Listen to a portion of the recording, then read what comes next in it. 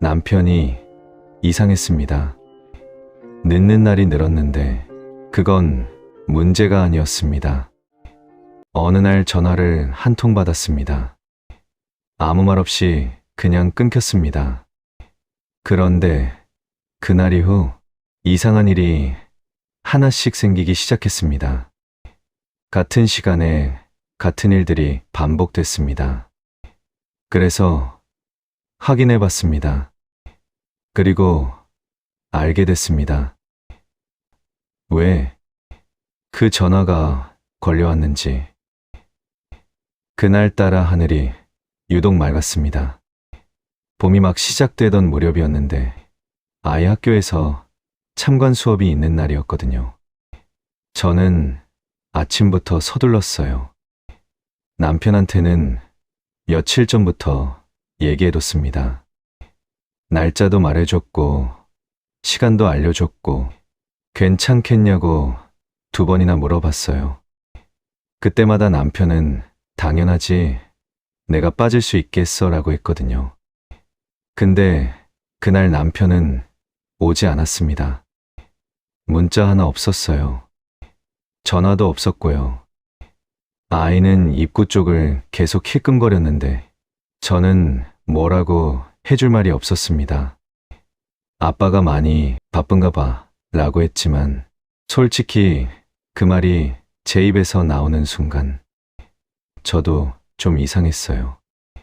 바쁘다는 연락조차 없다는 게 이상했거든요. 그냥 잊어버린 거라 생각하려 했는데 뭔가 찜찜한 게 남았습니다.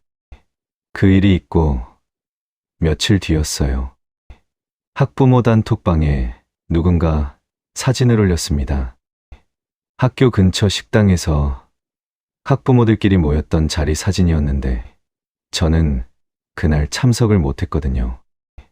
별 생각 없이 사진을 넘기다가 손가락이 멈췄어요. 구석자리 쪽에 남편이 있었습니다. 학부모들이 모인 식당에 남편이 혼자가 아니었어요. 같이 있던 사람이 누군지는 잘리고 안 보였지만 그 자리에 남편이 있었다는 사실 자체가 이상했습니다. 거기가 어디냐면 우리 집에서도 멀고 남편 회사에서도 멀어요. 굳이 갈 이유가 없는 동네였거든요. 남편한테 물어봤어요. 거기 간 적 있어? 남편은 잠깐 멈추더니 거래처 미팅이 근처였어 라고 했습니다. 그 말 자체는 이상할 게 없었어요. 근데 대답이 좀 빠르다는 느낌이 들었습니다. 생각하는 사람처럼 잠깐 멈췄다가 바로 나오는 대답이었거든요. 뭔가 준비된 것 같은 느낌이랄까요. 흘려듣고 넘어갔습니다. 그 다음 주에는 동네 아는 분한테 연락이 왔어요. 마트 근처에서 우연히 남편분을 봤다고. 평일 낮이었는데 혼자가 아니었다고 하더라고요. 어떤 여자랑 같이 걷고 있었다는 거예요. 저는 회사 동료 아닐까요? 라고 했는데 그분이 말씀하시길 좀 친밀해 보였다고 하시는 거예요. 딱히 이상한 행동을 한 건 아닌데 그냥 걷는 모습이 자연스러웠다고. 그 말을 듣는 순간 가슴 어딘가가 작게 쿡 찌르는 느낌이었습니다. 그 무렵부터였어요. 남편 핸드폰이 신경 쓰이기 시작한 게. 원래 남편은 핸드폰을 거실에 던져두는 스타일이었거든요. 충전이 필요할 때만 꽂아두고 그냥 아무데나 두는 사람이었어요. 근데 어느 날부터 핸드폰을 항상 들고 다니더라고요. 화장실 갈 때도, 잠깐 베란다 나갈 때도. 처음엔 별 생각 없었어요. 근데 하루는 제가 전화 왔는데 라고 부르려다 보니까 핸드폰이 뒤집혀 있는 거예요. 화면이 바닥으로 가게요. 그냥 뒀나 싶었는데 그게 반복이 되더라고요. 식탁에 놓을 때도 소파에 놓을 때도 항상 뒤집어서 놓았습니다. 모음도 그때부터였어요. 원래 남편은 벨소리 크게 해놓는 사람이거든요. 전화 오는 거 좋아하고 알람 소리도 크게 해놓는 사람. 근데 갑자기 핸드폰이 조용해졌습니다. 진동도 아니고 그냥 무음. 알림이 와도 핸드폰 화면만 잠깐 켜졌다 꺼지는데 그걸 남편이 귀신같이 알아채고 바로 확인하는 거예요. 그걸 보고 있으면서 저는 아무 말도 안 했습니다. 그러다 고등학교 동창한테 연락이 왔어요. 오랜만에 연락이 온 거라 반가웠는데 하는 말이 좀 이상했어요. 남편 요즘 그쪽 동네 자주 보이던데 일이 있나? 하는 거예요. 근데 그 동창이 사는 동네가 우리 집이랑도 남편 회사랑도 아무 연관이 없는 곳이에요.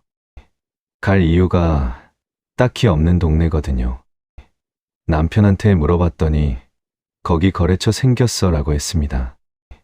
또 거래처. 저는 그냥 그래라고 했는데 이상하게 그 대답이 익숙하게 느껴지는 거예요. 어디서 들어본 것 같은 대답. 그 즈음부터 전화가 이상했습니다. 낯선 번호로 오는 전화를 남편이 이상하게 처리하기 시작했어요.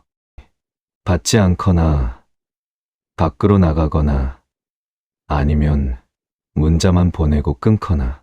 한 번은 제가 옆에 있는데 전화가 왔어요. 남편이 자리를 피해서 받더라고요. 통화 내용은 들리지 않았고 금방 들어왔는데 별거 아니야 라고 했습니다. 물어보지도 않았는데 먼저 별거 아니야 라고 하는 게 이상했어요. 집에 돌아오는 시간도 슬금슬금 늦어지기 시작했습니다. 처음엔 한 번이었어요. 야근이라고 했고 그럴 수 있다고 생각했어요. 두 번째엔 미팅이 길어졌다고 했고 세 번째엔 팀 회식이라고 했습니다. 근데 그게 거의 매주가 되더라고요. 빠르면 8시, 늦으면 10시가 넘어서 들어오는 날이 반복됐어요. 그리고 일정이 맞지 않는 게 한두 번이 아니었습니다.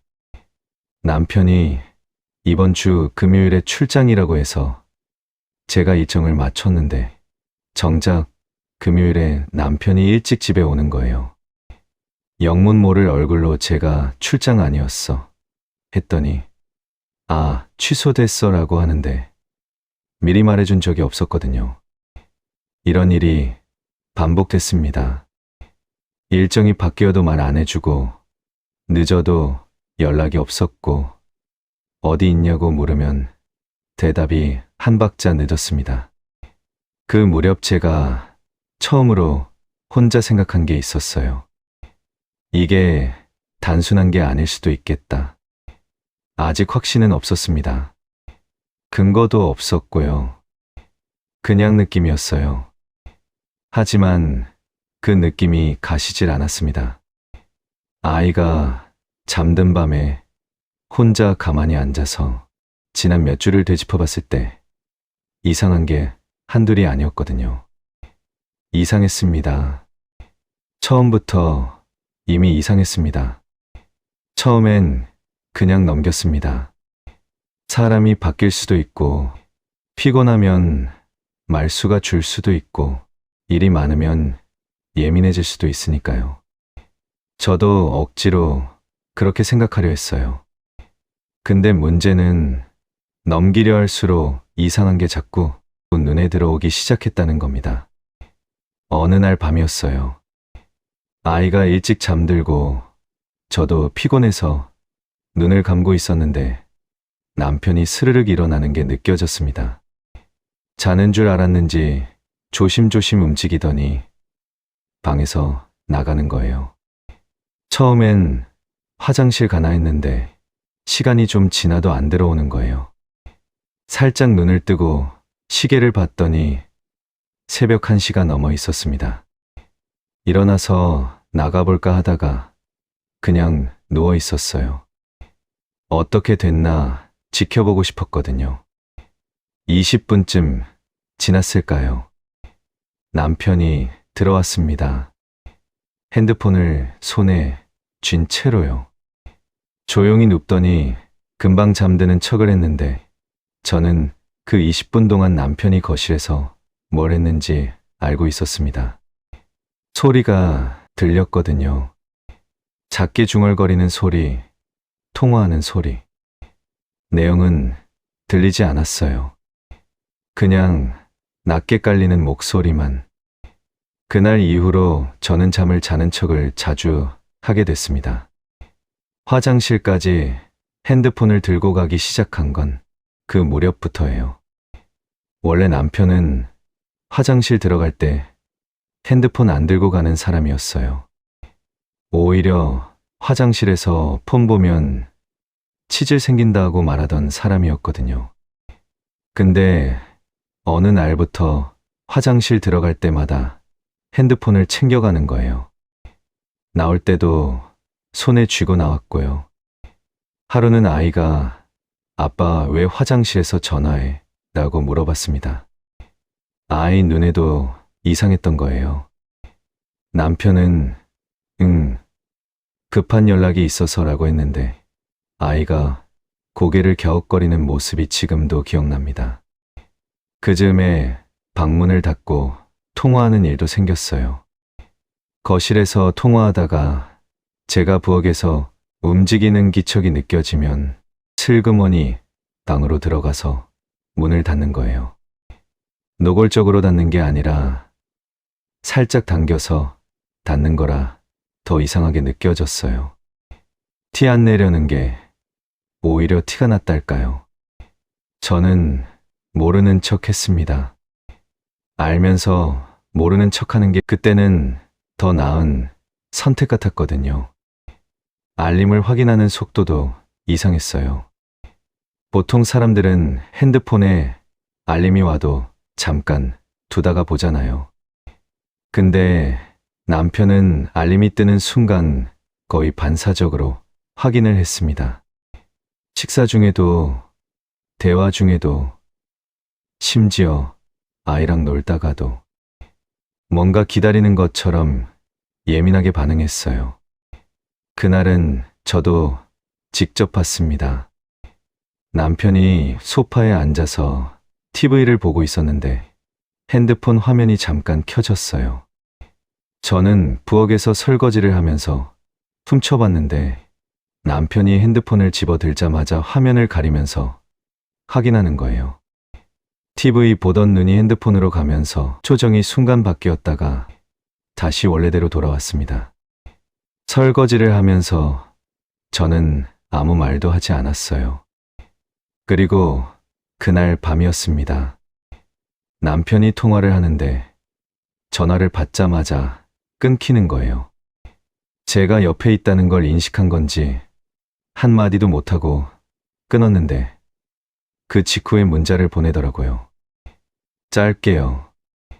손가락이 빠르게 움직이다가 보내고 나서 핸드폰을 내려놨는데 저는 그걸 보면서 아무 말도 못했습니다. 뭘 물어봐야 할지도 몰랐어요. 아니, 사실 물어보기가 무서웠던 것 같습니다. 그때였어요. 제가 귀를 의심한 게 남편이 베란다에서 통화를 하는데 바람이 불어서인지 문이 살짝 열려 있었거든요. 멀리서 희미하게 목소리가 들렸는데 남편 목소리만 들린 게 아니었어요. 전화 너머로 여자 목소리가 잠깐 들렸습니다. 짧게요. 뭐라고 하는지는 들리지 않았어요. 그냥 여자 목소리라는 것만 알았습니다. 저는 그 자리에서 멈췄어요. 움직이지 않았습니다. 남편이 들어오면서 문을 닫았고 저는 아무렇지 않은 척 다른 방향을 보고 있었어요. 남편이 뭐 해? 라고 물었고 저는 그냥이라고 했습니다. 그 이상 말이 나오지 않았어요. 대화는 점점 짧아졌습니다. 원래 남편이 말이 많은 편은 아니었지만 그래도 저녁이면 오늘 있었던 일이나 아이 얘기를 나눴거든요. 근데 그 무렵부터 대화가 줄었어요. 제가 물어보면 짧게 대답하고 먼저 말을 거는 일이 거의 없어졌습니다. 그것보다 더 이상한 건 스킨십이었어요. 갑자기 줄었거든요. 어느 날 자연스럽게 손을 잡으려 했는데 남편이 살짝 피하는 느낌이 들었습니다. 의도한 건지 아닌 건지 모르겠어요. 그냥 자연스럽게 다른 행동으로 넘어가서 제가 착각인가 싶기도 했는데 그 뒤로도 그런 일이 반복됐어요. 가까이 있는데 멀리 있는 것 같았습니다. 밤에 아이가 잠들고 나서 저는 오래 생각했어요. 하나하나 떠올려 봤습니다. 새벽에 오는 통화도 화장실에서 핸드폰 사용 시간이나 매번 닫히는 방문, 끊기는 전화와 여자 목소리, 줄어드는 대화, 멀어지는 손. 각각은 별것 아닐 수 있어요. 근데 이게 다 한 사람한테서 동시에 일어나고 있었습니다. 숨기고 있었습니다. 이미 오래전부터 숨기고 있었습니다. 알고 나서도 한동안은 그냥 있었습니다. 증거도 없었고, 확신도 없었고, 무엇보다 어떻게 해야 할지를 몰랐어요.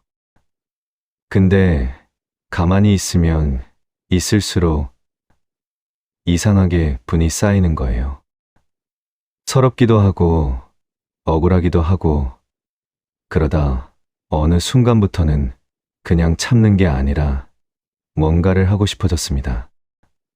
크게 뭔가를 하겠다는 게 아니었어요.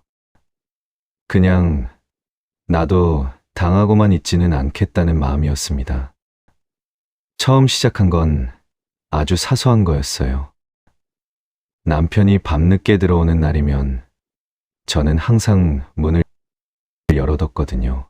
잠겨 있으면 불편할까봐, 괜히 깨울까봐. 근데 그날부터 잠갔습니다. 일부러요. 자려고 누웠다가 잠깐 일어나서 딸깍 잠금 버튼을 눌렀어요. 그러고 나서 다시 누웠는데 이상하게 속이 좀 시원했습니다. 남편이 들어오다가 문이 안 열리니까 초인종을 눌렀어요. 저는 자는 척 했습니다. 한 번 더 눌렀어요. 조금 기다렸다가 일어나서 문을 열어줬는데 남편이 약간 당황한 얼굴로 자고 있었어 하는 거예요. 저는 깜빡 잠들었나 봐라고 했습니다. 그 표정이 마음에 들었어요. 조금이지만 그 다음엔 시간을 좀 더 끌었습니다. 남편이 초인종을 누르면 바로 안 나가는 거예요. 한 5분쯤 있다가 나갔습니다. 남편이 밖에서 기다리는 동안 저는 이불 속에서 가만히 누워 있었어요. 미안하지 않았습니다. 솔직히 말하면 좀 통쾌했어요. 그러고 나서 식사 준비를 안 하기 시작했습니다. 원래 저는 남편 퇴근 시간에 맞춰서 밥을 차려놨거든요. 늦으면 늦는 대로, 일찍 오면 일찍 오는 대로 맞춰서 준비를 했어요. 근데 그게 갑자기 억울한 거예요. 어디서 뭘 하다 오는지도 모르는 사람 밥을 왜 차리고 있나 싶은 거죠. 그래서 안 차렸습니다. 아이 먹을 거랑 제 거만 준비하고 남편 건 안 했어요. 남편이 들어와서 식탁을 보더니 내 밥은 없어 하는 거예요. 저는 오늘 늦는다고 해서 안 했는데 라고 했습니다. 남편이 뭔가 말하려다가 그냥 냉장고를 열었어요. 남편이 냉장고를 뒤지는 걸 보면서 저는 아이 머리를 빗겨줬습니다. 반응을 보는 것도 그때부터 시작했어요. 작은 것들로요. 예를 들면 남편이 뭔가 물어볼 때 일부러 대답을 짧게 하는 거예요. 원래라면 자세하게 얘기해 줬을 텐데 그냥 응 또는 몰라로 끝내는 거죠. 남편이 어색해하는 게 느껴졌습니다. 뭔가 잘못됐나 싶은 눈치를 보는데 저는 아무렇지 않은 척했어요. 그게 은근히 효과가 있었어요. 그 다음 주에는 일정을 일부러 틀리게 전달했습니다. 남편한테 이번 주 토요일에 처가 행사 있다고 했잖아 라고 했는데 사실 그런 말 한 적 없어요. 남편이 그런 말 했어 하는 거예요. 저는 했는데 기억 못해? 라고 했습니다. 남편이 머뭇거리면서 미안, 내가 깜빡했나 봐 라고 했어요. 이미 다른 약속을 잡아놨을 수도 있는데 갑자기 일정이 생기니까 남편이 살짝 당황하는 게 보였습니다. 전화를 몇 번 보더니 잠깐 밖에 나가서 통화를 하고 들어왔어요. 들어오는 얼굴이 좀 굳어 있었습니다. 저는 왜 일정 있었어? 라고 물었어요. 남편은 아니 괜찮아 라고 했고요. 괜찮지 않은 표정이었습니다. 그 뒤로 남편 약속이 하나 꼬이는 걸 봤어요. 어디 간다고 했다가 못 가게 되는 상황이 생긴 건데 남편이 문자를 보내면서 표정이 좋지 않았습니다. 저는 아이한테 간식을 챙겨주면서 못 본 척했어요. 속으로는 조금, 아주 조금 시원했습니다. 그 시기에 남편이 저한테 뭔가 물어보려다가 말을 멈추는 일이 생겼어요. 뭔가 눈치를 보는 것 같기도 했고 제 표정을 읽으려는 것 같기도 했습니다. 제가 화가 났는지 알고 있는지 아니면 그냥 피곤한 건지 파악이 안 되는 눈치였어요. 저는 파악하게 두지 않았습니다. 어떤 날은 아무렇지 않게 웃으면서 대했고 어떤 날은 짧게 대답만 했어요. 일부러 패턴을 만들지 않은 거예요. 남편 입장에서는 읽히지 않는 게 더 불편하거든요. 그건 제가 결혼 생활을 하면서 배운 거였습니다. 밤에 혼자 있을 때는 솔직히 많이 흔들렸어요. 제가 지금 뭘 하고 있는 건가 싶기도 했고, 이게 맞는 건가 싶기도 했습니다. 근데 그러다가도 참관 수업 날 아이가 문 쪽을 바라보던 눈이 생각나면 다시 마음이 단단해졌어요. 아이는 아무 잘못이 없었습니다. 그러니까 저도 아무 잘못이 없었어요. 틀어지기 시작했습니다. 내가 만든 게 아니에요. 그 사람이 먼저 틀어놓은 걸 저는 그냥 조금 더 틀어줬을 뿐입니다. 사람이 뭔가를 숨길 때 말보다 먼저 티가 나는 게 있습니다. 돈이에요. 말은 맞출 수 있어도 돈 흐름은 생각보다 감추기가 어렵거든요. 저도 처음엔 몰랐어요. 근데 어느 날부터 눈에 들어오기 시작했고 한번 보이기 시작하니까 계속 보였습니다. 처음 이상하다고 느낀 건 물건이었어요. 세탁기에 빨래를 넣다가 남편 재킷 주머니를 털었는데 뭔가 나왔습니다. 영수증이었어요. 카페 영수증인데 2잔이더라고요. 저는 그날 남편이 외근이 있어서 혼자밖에 있었던 날이었거든요. 2잔, 혼자 2잔 마신 게 아니라면 누군가랑 같이 있었다는 거잖아요. 버릴까 하다가 그냥 뒀습니다. 서랍 안쪽에 넣어뒀어요. 그 다음엔 선물 포장지가 나왔습니다. 남편 차 트렁크를 열다가 봤는데 구석에 쇼핑백이 하나 있었어요. 안에 예쁘게 포장된 박스가 있었고 리본도 달려 있었습니다. 저는 잠깐 멈췄어요. 무슨 기념일이 있나 생각해 봤는데 아무것도 없었거든요. 제 생일도 아니고 결혼기념일도 아니고 박스를 열어보지는 않았습니다. 그냥 트렁크를 닫았어요. 남편한테 물어봤습니다. 차 트렁크에 쇼핑백 있던데 뭐야? 남편이 잠깐 굳더니 거래처 선물이라고 했어요. 거래처? 또 거래처였습니다.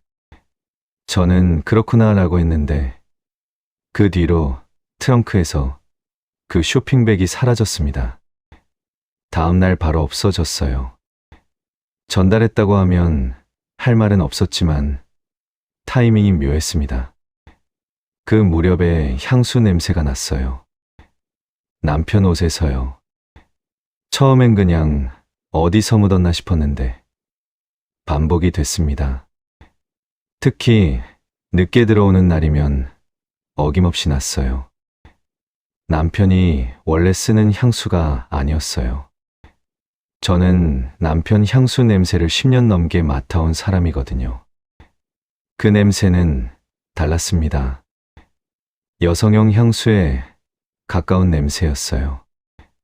아무 말도 안 했습니다. 빨래통에 넣고 돌렸어요. 옷도 이상했어요. 제가 사준 적 없는 셔츠가 옷장에 걸려 있었거든요. 처음엔 오래된 건가 싶었는데 태그가 깨끗했어요. 새 옷이었습니다. 남편한테 이 셔츠 새로 산 거야? 했더니 응, 필요한 거 있어서라고 했어요. 짧게 끝났습니다. 더 묻지 않았고 남편도 더 설명하지 않았어요. 근데 그 셔츠를 남편이 집에서 입은 적이 없었습니다. 옷장에 있다가 어느 날 나갈 때 입고 나가고 들어올 때는 다른 옷으로 갈아입고 들어왔어요. 제가 세탁할 일이 없는 옷이었습니다. 그게 더 이상했어요. 생활비가 줄기 시작한 건 그 시기였습니다.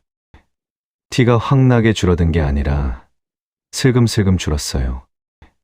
한 달에 10만 원, 또 다음 달에 10만 원. 남편이 요즘 좀 빠듯해라고 했고 저는 그런가 보다 했어요. 경기가 안 좋다는 말도 많았고 회사 사정이 안 좋다는 말도 했거든요. 근데 이상한 건 남편 씀씀이는 줄지 않았다는 거예요. 좋아하는 술은 여전히 사왔고 본인 옷도 여전히 샀고 주말에 나갈 때 쓰는 돈은 줄지 않았습니다. 줄어든 건 생활비뿐이었어요. 집에 쓰이는 돈만 줄어들고 다른 데 쓰이는 돈은 그대로인 거예요. 저는 가계부를 꺼냈습니다. 그냥 두는 게 아니라 제대로 보기로 했어요. 카드 내역을 보기 시작했습니다. 남편 카드 내역은 직접 볼 수 없었지만 공동으로 쓰는 카드 내역은 볼 수 있었거든요. 들여다보니까 이상한 게 보였어요. 식비로 분류되는 항목인데 저랑 같이 간 적 없는 식당이 있었습니다. 그것도 한 번이 아니라 여러 번이요. 같은 식당이 반복해서 나왔어요. 저는 그 식당에 가본 적이 없었습니다. 그 식당 위치를 찾아봤어요. 집이랑도 멀고 회사랑도 멀었습니다. 굳이 찾아가야 하는 동네였어요. 혼자 그 먼 데까지 가서 밥을 먹는다는 게 이상했습니다. 그것도 여러 번. 회사에서 받은 거야 라는 말이 남편 입에서 몇 번이나 나왔는지 세어보기 시작했습니다. 선물도 회사, 야근도 회사, 늦은 이유도 회사. 회사가 참 많은 걸 설명해 줬습니다. 근데 그 설명이 많으면 많을수록 저는 반대로 생각하게 됐어요. 설명이 이렇게 많다는 건 감춰야 할 게 많다는 거니까요. 집에서 쓰는 게 아니었습니다. 돈도, 물건도, 시간도 집에서 쓰이는 게 아니었습니다. 혼자 의심하는 것과 다른 사람 입에서 나오는 것은 완전히 다릅니다. 혼자 의심할 땐 그래도 내가 예민한 건가, 내가 잘못 본 건가 하고 흔들릴 수 있거든요. 근데 전혀 관련 없는 사람이 아무 맥락 없이 같은 말을 하기 시작하면 그때부터는 흔들리지 않습니다. 그게 그 시기에 일어났습니다. 시작은 동네 주민이었어요. 한번 목격담을 전해준 분이 또 연락을 주셨습니다. 이번엔 좀 더 구체적이었어요. 장소가 달랐고 시간도 달랐는데 같이 있던 사람은 똑같았다고 하셨어요. 여자라는 것, 나이는 젊어 보였다는 것. 그분이 말씀하시면서 혹시 아는 사람이야? 하고 물으셨는데 저는 잘 모르겠어요 라고 했습니다. 전화를 끊고 나서 한동안 움직이지 못했어요. 그 다음은 친구한테서 연락이 왔습니다. 오랜 친구인데 말을 꺼내기 좀 조심스러운 눈치였어요. 한참 다른 얘기를 하다가 끝 무렵에 슬쩍 물어보는 거예요. 저번에 이 오빠 봤는데 같이 있던 여자 누구야? 저는 심장이 내려앉는 느낌이었는데 최대한 아무렇지 않게 회사 사람 아닐까라고 했습니다. 친구가 잠깐 멈추더니 그런가라고 했는데 그 말투가 그런 게 아닌 것 같았어요. 친구는 더 말하지 않았고 저도 더 묻지 않았습니다. 근데 전화를 끊고 나서 손이 떨렸어요. 며칠 뒤엔 카페 얘기가 나왔습니다.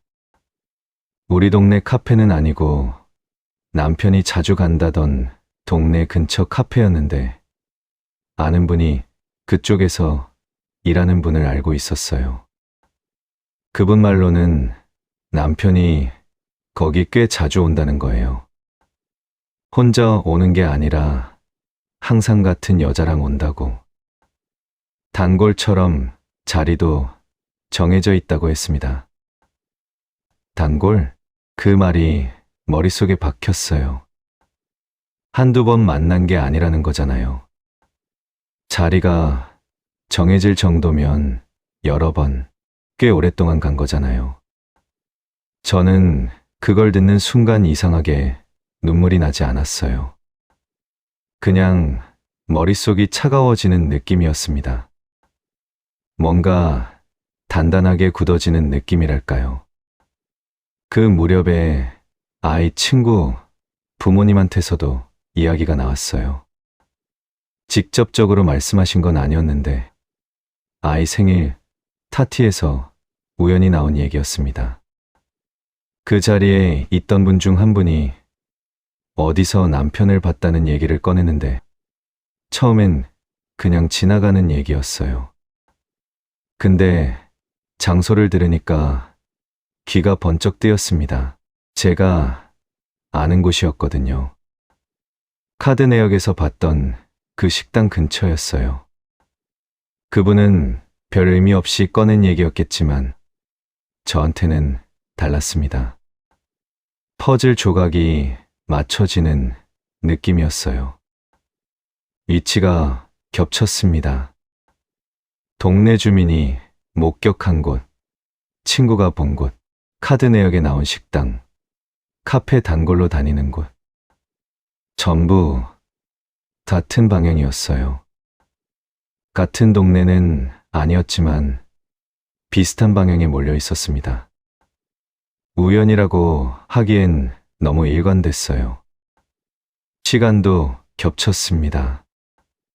남편이 야근이라고 했던 날, 출장이라고 했던 날, 미팅이 길어진다고 했던 날, 제가 머릿속에 기억해뒀던 날짜들이랑 목격됐다는 시기들이 맞아떨어지는 게 한두 개가 아니었어요. 저는 그걸 혼자 종이에 적어봤습니다. 날짜, 장소, 남편이 했던 말, 적어놓고 보니까 한눈에 보였어요. 이건 그냥 느낌이나 의심이 아니었습니다. 패턴이었어요.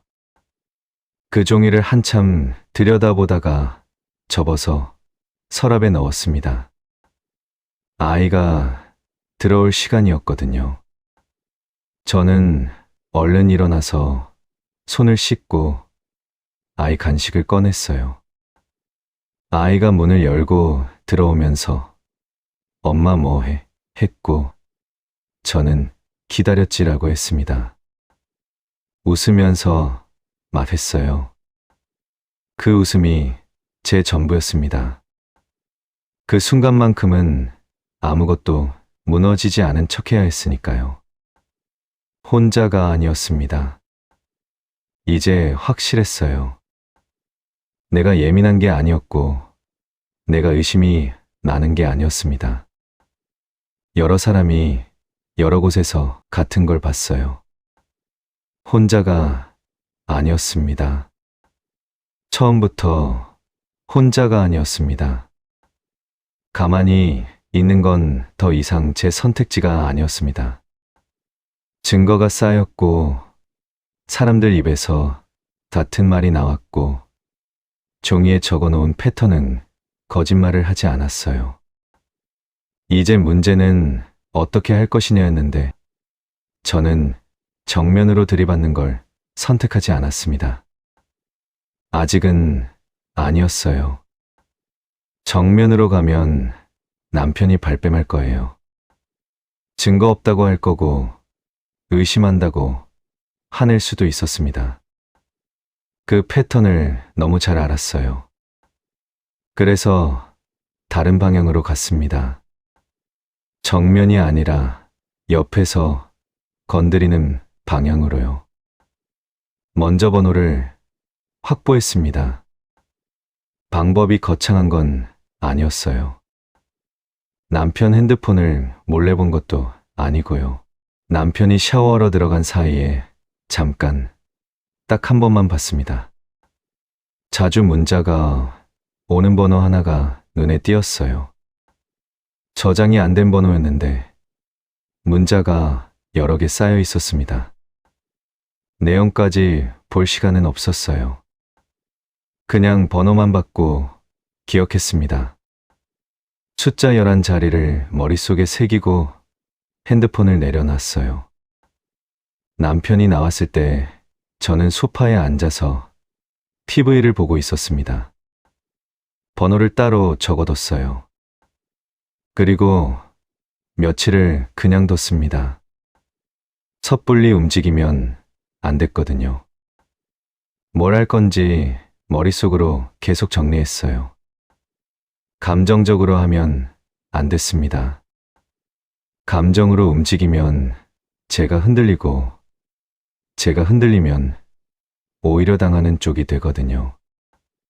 차분하게 했습니다.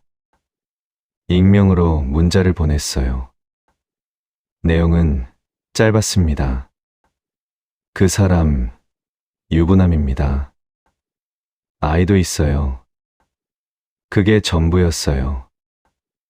발신자 확인이 안 되는 번호로 보냈고, 보내고 나서 핸드폰을 내려놨습니다. 심장이 빠르게 뛰었는데 이상하게 손은 떨리지 않았어요. 반응은 생각보다 빨리 왔습니다. 그날 저녁부터 남편 핸드폰이 울리기 시작했어요. 진동이 여러 번 왔는데 남편이 확인하더니 초정이 굳었습니다. 저는 부엌에서 설거지를 하면서 등을 돌리고 있었어요. 소리는 다 들렸습니다. 남편이 자리에서 일어나 베란다로 나가는 발소리, 문이 닫히는 소리, 그리고 낮게 통화하는 소리. 통화가 꽤 길었습니다. 중간에 목소리가 높아지는 것도 들렸어요. 남편 목소리였는지 전화 너머 소리였는지는 정확하지 않았는데 어쨌든 조용한 통화가 아니었습니다. 들어오는 남편 얼굴이 좋지 않았어요. 저는 설거지 다 했어라고 했고 남편은 어라고만 했습니다. 그날 밤 남편이 잠을 잘 못 잤어요. 뒤척이는 게 느껴졌거든요.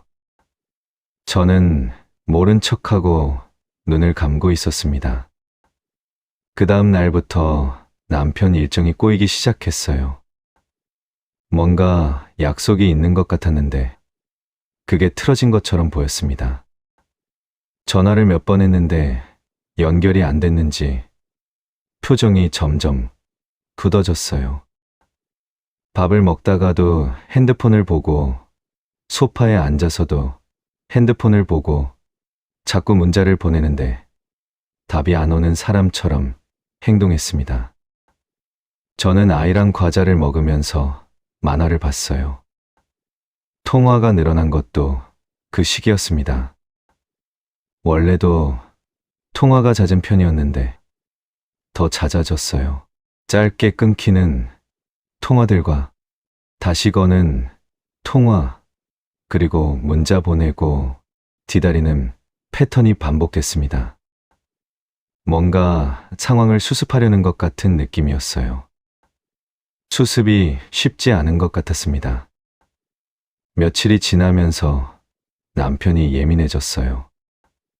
사소한 것에 짜증을 냈는데 저한테 내는 게 아니라 혼자 속으로 사귀는 거였습니다. 밥을 먹다가 한숨을 쉬거나 괜히 물건을 세게 내려놓거나 뭔가 안에서 부글부글하는 사람 같았어요. 저는 그 모습을 보면서 아무 말도 안 했습니다. 말 안 해도 알았거든요. 흔들리고 있다는 걸. 한쪽에서 문자 하나가 뭔가를 건드린 거예요. 관계라는 게 원래 그래요. 겉으로는 멀쩡해 보여도 한쪽에서 금이 가기 시작하면 생각보다 빠르게 번집니다. 저는 그 금을 낸 거예요. 직접 싸운 것도 아니고 들이받은 것도 아닌데 뒤쪽에서 알아서 흔들리고 있었습니다. 그게 제가 원한 거였어요. 정면으로 싸워서 이기는 게 아니라 저쪽이 스스로 무너지게 만드는 것. 아직 끝이 아니었습니다. 이건 시작이었어요. 흔들리고 있었습니다. 제가 건드렸고 그쪽이 흔들렸습니다. 이제 다음 순서였어요. 흔들리는 걸 봤으니까 이번엔 직접 봐야 했습니다. 소문으로 들은 것, 목격담으로 전해 들은 것, 카드 내역에서 본 것. 그게 전부 다 맞다는 건 알았는데 제 눈으로 직접 본 건 없었거든요. 그게 마음 한구석에 걸렸어요. 제가 직접 봐야 한다는 생각이 자꾸 들었습니다. 확인하고 싶어서가 아니라 제가 직접 보고 나서야 다음을 결정할 수 있을 것 같았어요. 그래서 움직였습니다. 카드 내역에서 반복해서 나온 식당이 있었거든요. 같은 식당이 3번 나왔고 위치도 알고 있었어요. 그쪽 동네랑 연결되는 카페도 알고 있었고요. 동선이 어느 정도 그려졌습니다. 남편이 그쪽에 있을 가능성이 높은 날도 감이 왔어요. 야근이라고 하는 날, 미팅이 길어진다고 하는 날, 그 패턴이 반복됐으니까요. 나를 잡았습니다. 남편이 오늘 늦는다고 한 날이었어요. 팀 회의가 있다고 했는데 그 말이 나오는 순간 저는 속으로 날짜를 체크했습니다. 아이는 친정 어머니한테 부탁했어요. 그냥 볼 일이 있다고 했습니다. 어머니는 아무것도 묻지 않으셨어요. 혼자 나갔습니다. 그 동네에 도착했을 때 생각보다 마음이 차분했어요. 덜덜 떨릴 줄 알았는데 이상하게 고요했습니다. 뭔가 결심이 선 사람의 고요함이랄까요. 무섭지 않았어요. 그냥 봐야 했습니다. 카드 내역에 나왔던 식당 근처에 먼저 갔어요. 안을 들여다봤는데 없었습니다. 시간이 좀 이른가 싶어서 근처 카페에 들어가서 자리를 잡았어요. 창가 쪽 자리였는데 거기서 식당 입구가 보였거든요. 아메리카노 한 잔 시켜놓고 그냥 기다렸습니다. 얼마나 기다렸을까요? 30분쯤 됐을 때였어요. 보였습니다. 남편이었어요. 남편이 걸어오고 있었는데 혼자가 아니었습니다. 옆에 여자가 있었어요. 걷는 간격이 가까웠고 자연스러웠어요. 오래 걸어본 사람들처럼 보폭이 맞았습니다. 둘이 뭔가 얘기를 하면서 걷고 있었는데 남편이 웃었어요. 집에서는 한동안 보지 못했던 얼굴이었습니다. 저는 커피잔을 내려놨어요. 손이 조금 떨렸는데 잔을 내려놓고 나서 두 손을 무릎 위에 올렸습니다. 숨을 한번 크게 쉬었어요. 둘이 식당 안으로 들어갔습니다. 저는 잠깐 그 자리에 있다가 일어났어요. 식당으로 갔습니다. 들어가서 자리를 잡았는데 뒤쪽에서는 제가 들어온 걸 못 봤어요. 등 쪽 자리에 앉아 있었거든요. 저는 메뉴판을 펼쳐 들었습니다. 눈은 메뉴판에 있었지만 신경은 그쪽을 향했어요. 목소리가 들렸습니다. 남편 목소리였어요. 평소랑 다른 톤이었어요. 부드러웠습니다. 집에서 저한테 쓰는 말투랑 달랐어요. 뭔가 애쓰는 것 같은 느낌, 잘 보이려는 것 같은 느낌. 그 목소리가 귀에 들어오는데 이상하게 눈물이 나지 않았습니다.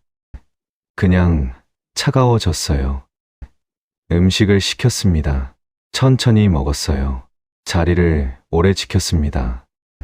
그쪽에서는 저를 인식하지 못했어요.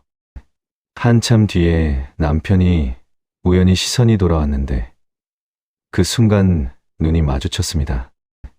딱 마주쳤어요. 남편 얼굴이 굳었습니다. 순간 얼어버린 것처럼 움직임이 멈췄어요. 저는 남편을 똑바로 봤습니다. 피하지 않았어요. 그냥 봤어요. 아무 표정도 만들지 않고 그냥 봤습니다. 여자는 영문을 몰랐는지 남편한테 뭔가 말을 거는 것 같았는데 남편은 그 말이 들리지 않는 사람처럼 굳어 있었어요. 저는 시선을 거뒀습니다. 물을 한 모금 마셨어요. 분위기가 깨졌습니다. 그쪽 테이블에서 대화가 끊기는 게 느껴졌어요. 남편이 뭔가 짧게 말하는 것 같았고 여자가 대답하는 것 같았는데 아까처럼 자연스럽지 않았습니다. 어색한 침묵이 흘렀어요. 저는 식사를 마저 했습니다. 계산을 하고 일어났어요. 나오면서 그쪽을 보지 않았습니다. 볼 필요가 없었어요. 이미 충분히 봤으니까요. 밖으로 나오니까 바람이 불었어요. 차가운 바람이었는데 이상하게 시원했습니다. 알고 있다는 걸 알게 했습니다. 말 한마디 하지 않았는데 눈 한 번으로 알게 했습니다. 이제 저쪽도 알았어요. 내가 알고 있다는 것, 내가 봤다는 것, 그리고 얘가 움직이고 있다는 것을. 다음은 제 차례였습니다. 눈이 마주친 그날 이후로 집 안 공기가 달라졌습니다. 남편이 저를 보는 눈빛이 달라졌어요. 뭔가 읽으려는 눈빛이었습니다. 내가 얼마나 알고 있는지, 어디까지 본 건지, 어떻게 할 건지, 그걸 파악하려는 것 같았어요. 말은 안 했습니다. 저도 안 했고, 남편도 안 했어요. 둘 다 아무 말 없이 그냥 일상을 보냈는데, 그 침묵이 오히려 팽팽했습니다. 저는 그 침묵을 유지했어요. 먼저 말을 꺼낼 생각이 없었거든요. 아직은 아니었습니다. 그러던 중에 가족 모임이 있었어요. 원래 분기마다 한 번씩 모이는 자리였는데 마침 그 시기가 딱 맞았습니다. 저는 모임 날짜를 확인하고 나서 이걸 그냥 넘기면 안 되겠다 싶었어요. 이 자리를 써야겠다고 생각했습니다. 물론 아무도 모르게요. 남편한테 모임 얘기를 꺼냈습니다. 자연스럽게 아무렇지 않게요. 이번 주 토요일에 가족 모임 있는 거 알지? 남편이 알아라고 했는데 표정이 잠깐 굳었다 풀렸어요. 뭔가 계산을 하는 것 같았는데 피할 명분이 없으니까 그냥 가겠다고 했습니다. 모임 당일이었어요. 시댁 식구들이 모인 자리였습니다. 어머님, 아버님, 시누이 내외, 그리고 저희 부부. 오랜만에 모인 자리라 처음엔 화기애애했어요. 음식도 많았고 아이들도 뛰어놀고 어른들은 둘러앉아서 얘기를 나눴습니다. 저는 그 자리에서 자연스럽게 대화를 유도했어요. 시누이가 먼저 요즘 어때? 바빠? 하고 남편한테 물었는데 남편이 그냥 그렇지 뭐 라고 했습니다. 저는 거기서 살짝 끼어들었어요. 아무렇지 않은 듯이 웃으면서요. 바쁘긴 바쁜데 요즘 카페는 자주 가더라고요. 그 말 한마디였습니다. 시누이가 카페, 웬 카페? 하면서 웃었어요. 어머님도 카페 좋아해? 하면서 남편을 봤습니다. 분위기는 가벼웠어요. 웃으면서 나온 말이었으니까요. 근데 남편은 웃지 않았어요. 잠깐이었지만 굳었습니다. 저는 계속 웃으면서 혼자는 잘 안 가는 스타일인데 요즘은 자주 가더라고요. 어디 마음에 드는데 생겼나 봐요 라고 했습니다. 여전히 가벼운 말투였어요. 뭔가를 고발하는 게 아니라 그냥 일상 얘기 하듯이 했습니다. 시누이가 오빠가 카페를 다가 진짜 라고 했고 아버님은 요즘 카페들이 좋긴 하지라고 하셨어요. 대화는 자연스럽게 흘러갔습니다. 겉으로는요. 근데 그 순간 남편이 받는 시선이 달랐어요. 가족들 눈이 한 번씩 남편한테 갔다가 돌아왔고 남편은 그걸 다 받아내면서 아무렇지 않은 척을 해야 했습니다. 잘 해냈어요. 웃으면서 그냥 요즘 커피가 땡겨서라고 했거든요. 근데 그 웃음이 자연스럽지 않았습니다. 저는 알았어요. 모임이 무르익으면서 저는 한 번 더 했어요. 아버님이 요즘 어디 자주 가냐고 물으시는 맥락에서 제가 자연스럽게 신촌 쪽에 자주 가더라고요. 거기 뭐 있어? 라고 했습니다. 그 동네 이름을 꺼낸 거예요. 카드 내역에서 나왔던 곳, 친구가 목격했다는 곳, 제가 직접 갔던 그 동네. 남편 손이 잠깐 멈췄어요. 젓가락을 들다가 멈췄는데 아무도 못 봤을 거예요. 저만 봤습니다. 저는 아버님 쪽을 보면서 얘기하는 척하면서 눈끝으로 남편을 봤거든요. 아버님이 거기 맛집 많지라고 하셨고, 대화는 음식 얘기로 넘어갔습니다. 자연스럽게요. 남편은 그 뒤로 말수가 줄었어요. 웃어야 할 타이밍에 웃고, 대답해야 할 때 대답하는데, 뭔가 딴 데 가 있는 사람 같았습니다. 머릿속이 바쁜 사람 같았어요. 저는 반대로 편안했습니다. 시어머님이랑 얘기도 하고, 아이랑 놀기도 하고, 음식도 잘 먹었어요. 모임이 끝나고 집으로 돌아오는 차 안에서 남편이 말했습니다. 오늘 왜 그런 말 했어? 질문이 아니었어요. 낮고 조용한 말이었습니다. 저는 창밖을 보면서 무슨 말? 이라고 했어요. 남편이 더 말하지 않았습니다. 저도 더 말하지 않았어요. 차 안에 음악만 흘렀습니다. 숨을 수 없게 했습니다. 크게 말한 것도 없었고 싸운 것도 없었습니다. 그냥 가족이 모인 자리에서 자연스럽게 이름을 꺼냈을 뿐인데 남편은 그 자리 내내 혼자 감당해야 했어요.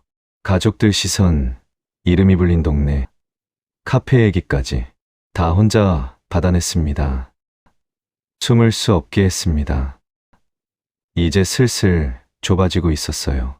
좁아지고 있다는 걸 남편도 알았을 거예요. 가족 모임 이후로 남편이 뭔가 결정을 내리려는 것 같은 느낌이 들었습니다. 말이 늘었다가 줄었다가 했고, 저한테 잘해보려는 것 같은 날도 있었어요.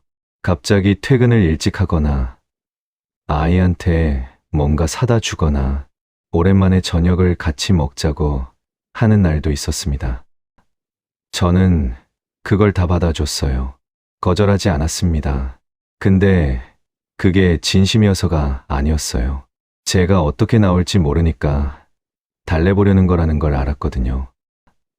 그러니까 저는 그냥 받아줬습니다. 달래지는 척하면서 조용히 준비를 했어요. 증거를 정리하기 시작했습니다. 흩어져 있던 것들을 한 곳에 모았어요. 서랍에 넣어뒀던 카페 영수증과 종이에 적어뒀던 날짜와 장소, 카드 내역에서 캡처해뒀던 식당 목록, 하나하나 꺼내서 순서대로 놨습니다. 보면서 새삼 놀랐어요. 이게 이렇게 많았구나 싶었습니다. 통화 기록도 정리했어요. 남편 핸드폰을 직접 본 건 딱 한 번이었지만 그때 기억해뒀던 번호를 중심으로 흠을 정리했습니다. 남편이 자주 베란다에 나가서 통화하던 날짜, 새벽에 거실에서 통화하던 날, 제가 기억하는 날들을 적어뒀어요. 일기처럼 쓴 건 아니었는데 그때그때 메모해뒀던 게 꽤 됐습니다. 사진도 있었어요. 제가 그 식당에 갔던 날 혹시 몰라서 찍어뒀거든요. 직접적인 사진은 아니었어요. 남편이랑 여자가 같이 있는 사진을 찍은 게 아니라 그 식당 앞에서 찍은 거였습니다. 남편 차가 주차된 곳도 찍어뒀고요. 결정적인 건 아니었지만 그 자리에 있었다는 흔적은 됐습니다. 돈 사용 흐름도 다시 정리했어요. 생활비가 줄어들기 시작한 시점, 카드 내역에서 낯선 식당이 처음 등장한 시점, 새 옷이 생기기 시작한 시점, 전부 비슷한 시기였습니다. 우연이 아니었어요.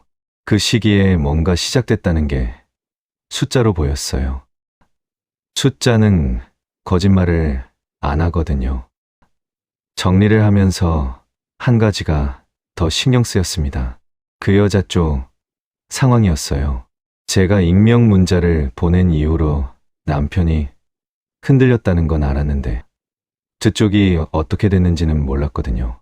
그 문자를 받고 나서 어떤 반응을 했는지, 알고도 계속 만나는 건지 아니면 이미 정리가 됐는지, 그게 중요했습니다. 마지막 자리를 어떻게 설계하느냐가 달라질 수 있었거든요. 조심스럽게 확인을 했어요. 직접 접촉한 건 아니었고, 주변으로 돌아서 알아봤습니다. 시간이 좀 걸렸어요. 근데 알게 된 게 있었는데, 그 여자도 상황을 인지하고 있었습니다. 익명 문자를 받은 뒤로 남편한테 따졌다는 얘기가 돌았어요. 유부남이라는 걸 정말 몰랐는지 아니면 알면서도 모른 척 했는지는 확실하지 않았는데 어쨌든 두 쪽도 뭔가 균열이 생긴 상태였습니다. 그게 오히려 잘 됐어요. 마지막 자리에서 두 쪽도 부를 수 있겠다는 계산이 섰거든요. 남편 혼자만 세우는 게 아니라 관계된 사람이 가 같은 자리에 있게 만드는 것. 그게 제가 원하는 그림이었습니다. 자리를 설계했어요. 언제, 어디서, 누구를 부를 건지, 어떤 순서로 꺼낼 건지, 감정적으로 터뜨리는 자리가 아니라 준비된 자리를 만들고 싶었습니다. 울면서 따지는 게 아니라 다 내려놓고 정리하는 자리요. 그러려면 흔들리면 안 됐어요. 그 자리에서 제가 무너지면 안 됐습니다. 그래서 며칠 동안 혼자 연습했어요. 뭘 말할 건지, 어떤 순서로 꺼낼 건지, 어디서 멈출 건지. 거울 앞에서 한 건 아니었어요. 그냥 밤에 아이가 잠든 뒤 조용히 앉아서 머릿속으로 되풀이했습니다. 아이 얼굴을 보면서 했어요. 이 아이한테 부끄럽지 않게 하자. 울지 말자. 무너지지 말자. 끝까지 서 있자. 그게 제가 스스로한테 한 약속이었습니다. 준비가 됐어요. 서랍 안에 정리된 종이들, 캡처해둔 내역들, 기억해둔 날짜들, 전부 준비됐습니다. 이제 자리만 만들면 됐어요. 그 자리에서 다 꺼내면 됐습니다. 끝낼 준비를 했습니다. 오래 걸렸어요. 처음 이상하다고 느꼈던 그날부터 이 자리를 준비하는 지금까지. 근데 는 없었어요. 오히려 잘 됐다 싶었습니다. 감정으로 덤볐으면 졌을 거예요. 이렇게 준비하고 나서야 제대로 끝낼 수 있었으니까요. 이제 마지막이었습니다. 날을 잡은 건 아주 평범한 날이었습니다. 특별한 기념일도 아니었고 누군가 먼저 싸움을 건 것도 아니었어요. 그냥 조용한 평일 저녁이었습니다. 아이는 친정 어머니 댁에 맡겼어요. 오늘 좀 늦을 것 같다고만 했습니다. 어머니는 아무것도 묻지 않으셨어요. 그냥 그래, 걱정 말고 다녀와라고 하셨습니다. 어머니는 아셨던 것 같아요. 말은 안 하셨지만 자리는 집이었습니다. 밖에서 하는 건 원하지 않았어요. 남편이 자리를 피하거나 자리를 박차고 나가버리는 상황을 만들고 싶지 않았거든요. 집에서 하면 적어도 그 공간 안에 있어야 했으니까요. 테이블에 물 2잔을 올려놨습니다. 준비해둔 서류들은 봉투 안에 넣어서 옆에 뒀어요. 겉으로는 아무것도 없는 것처럼 보였습니다. 남편이 퇴근해서 들어왔어요. 현관문이 열리고 남편이 들어오면서 아예 없어 했습니다. 저는 어머니 댁에 있어 라고 했어요. 남편이 잠깐 멈칫했습니다. 뭔가 느꼈을 거예요. 집이 너무 조용했고 제가 너무 차분했으니까요. 남편이 자리에 앉았습니다. 저도 앉았어요. 한동안 아무 말이 없었습니다. 저는 서두르지 않았어요. 남편이 먼저 입을 열었습니다. 할 말 있어. 낮은 목소리였어요. 저는 응이라고 했습니다. 그리고 시작했어요. 감정부터 꺼내지 않았습니다. 첫 번째로 꺼낸 건 날짜였어요. 언제부터 이상했는지, 어떤 날에 어떤 일이 있었는지 담담하게 말했습니다. 목소리가 떨리지 않았어요. 준비한 게 많았으니까요. 남편은 듣고 있었는데 중간에 한두 번 말을 끊으려고 했습니다. 저는 멈추지 않았어요. 끝까지 다 말했습니다. 그 다음에 봉투를 꺼냈어요. 카드 내역 출력본이었습니다. 날짜, 식당 이름, 금액, 같은 곳이 반복되는 게 한눈에 보였어요. 그 위에 제가 직접 동그라미를 쳐뒀습니다. 남편 앞에 놨어요. 남편이 내려다봤는데 아무 말이 없었습니다. 그 다음엔 사진을 꺼냈습니다. 식당 앞에 세워진 남편 차 사진이었어요. 날짜가 찍혀 있었습니다. 그날 남편이 야근이라고 했던 날이었거든요. 사진을 테이블에 올려놓으면서 저는 아무 말도 하지 않았어요. 남편이 그 사진을 보면서 천천히 숨을 내쉬었습니다. 그리고 마지막이었어요. 핸드폰을 꺼냈습니다. 그 여자한테 연락을 했거든요. 사실 연락한 건 며칠 전이었어요. 익명이 아니라 이번엔 제 이름을 밝히고 문자를 했습니다. 한 번만 자리에 나와달라고요. 직접 얘기하고 싶다고. 그 여자가 나왔습니다. 초인종이 울렸어요. 남편 얼굴이 굳었습니다. 저는 일어나서 문을 열었어요. 그 여자가 서 있었습니다. 저보다 어렸어요. 생각보다 어려 보였습니다. 들어오라고 했고 그 여자가 들어왔어요. 남편이 그 자리에서 굳어버렸습니다. 아무 말도 못했어요. 셋이 테이블에 앉았습니다. 저는 그 여자한테 먼저 말했어요. 차분하게요. 전 아내입니다. 오늘 한 가지만 확인하고 싶어서 불렀어요. 이 사람이랑 만난 거 맞죠? 그 여자가 고개를 끄덕였습니다. 그리고 말했어요.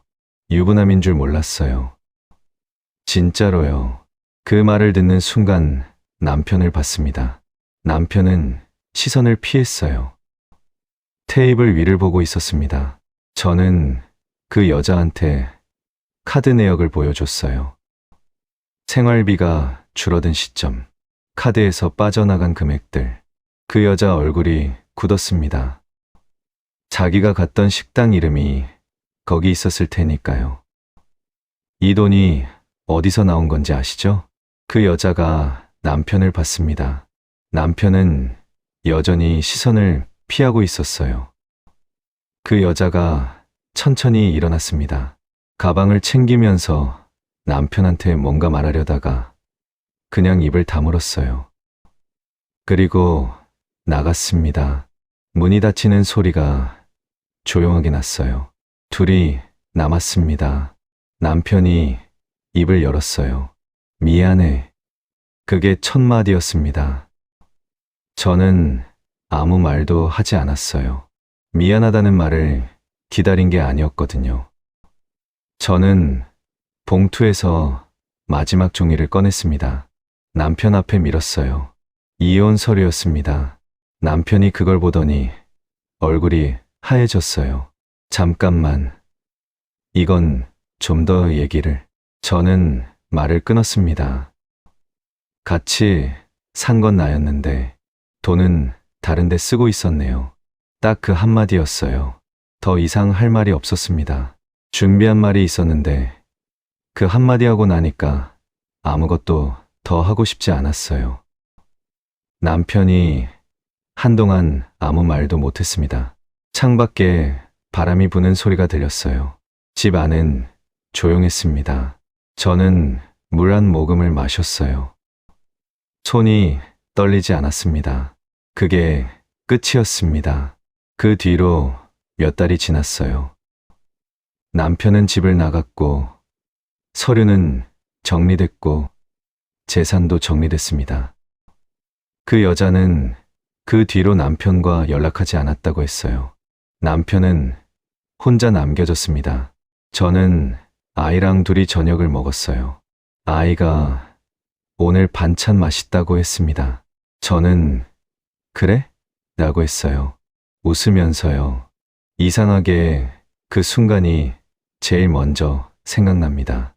거창한 장면도 아니고 극적인 순간도 아닌데 그냥 아이랑 둘이 밥 먹던 그 저녁이요. 그게 제가 지키고 싶었던 거였으니까요. 그렇게 그 사람은 집을 떠났고 그날 이후 우리는 같은 집에 살지 않게 됐습니다. 저는 잡지 않았습니다. 이미 마음은 먼저 떠나 있었으니까요. 결국 그 관계는 그렇게 끝났습니다. 남겨진 건 사람이 아니라 지나간 시간뿐이었습니다. 여러분이라면 그 순간 어떻게 하셨을까요? 오늘 이야기가 마음에 조금이라도 남으셨다면 구독과 좋아요로 함께 해주시면 감사하겠습니다. 여러분의 작은 응원이 이 채널이 계속 이야기를 전해드리는 힘이 됩니다. 다음 이야기는 다음 주 일요일 밤 9시 30분에 다시 찾아뵙겠습니다. 지금까지 인생사연이었습니다.